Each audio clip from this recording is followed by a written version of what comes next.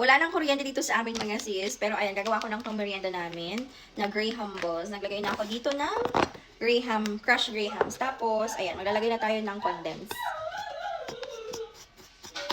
Parang balik. So, haluin lang natin yan mga sis. Ayan siya.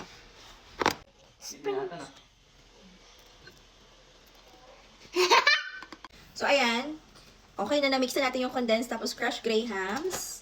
O baka hindi nyo pa alam, ikukoat lang natin yan, babalutin lang natin. Try ko. Kung masarap. Oh, try it. Wag! So, ayun guys, try na natin kung masarap. Masarap. Try ko. I-ano mo na, i-roll mo na. Oh, ito. Lagay mo na dyan. Masarap siya guys, sobra. Try ko na. Try mo na. Sige. Hindi pa kami nakakagawa. Ano yung may try to? Ayan, kakaswitch nga lang ng kuryente namin mga sis. Tapos ko na pala, ayan siya. Nilagay ko na dito para ilalagay ko na siya sa ref. Hindi ko alam kung ilang piraso, pero ang sarap.